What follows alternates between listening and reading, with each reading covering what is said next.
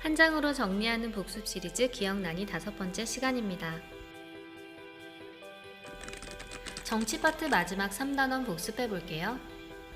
배움 노트에 필기하는 거 잊지 않았죠? 3단원에서는 민주정치의 원리와 국가기관의 역할에 대해 배웠어요. 먼저 민주정치의 원리 2가지 기억이 나나요? 첫 번째는 지난 시간에 배웠던 국민주권, 두 번째는 권력 분립입니다.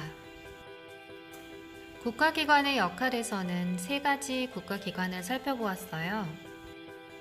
국회, 정부, 법원입니다.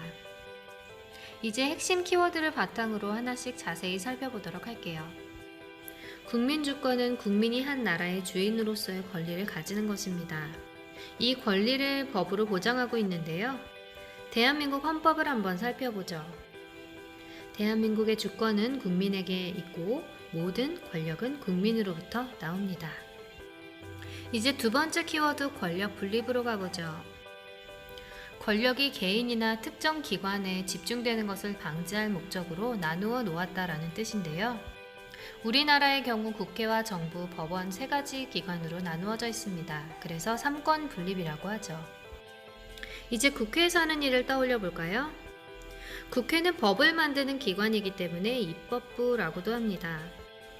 국민이 뽑은 국민의 대표, 국회의원들이 일하는 곳이에요. 3가지 주요 업무를 살펴볼게요. 먼저 가장 중요한 일은 법을 만드는 제정, 바꾸는 개정, 없애는 폐지입니다. 기억하세요. 국회는 법, 입법부예요. 국회가 하는 두 번째 일은 국민이 낸 세금으로 만들어진 예산을 심의, 상세하게 토론한다는 의미예요. 그리고 확정하는 일을 합니다. 세 번째는 국정감사인데요.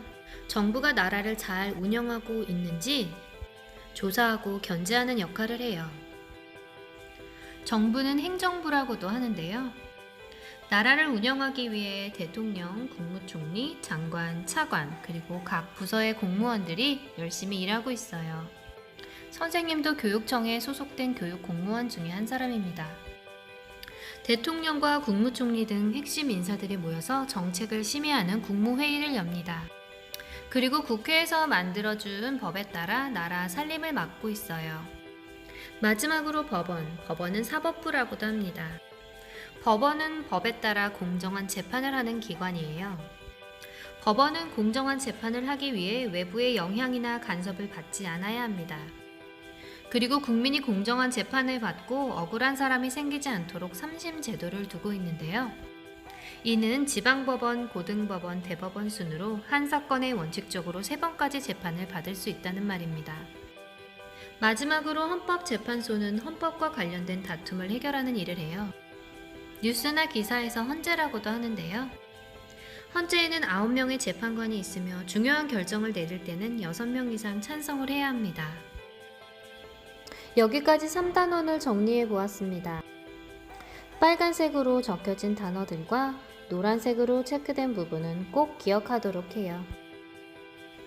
1단원 정리가 끝났습니다. 수고 많았어요. 안녕.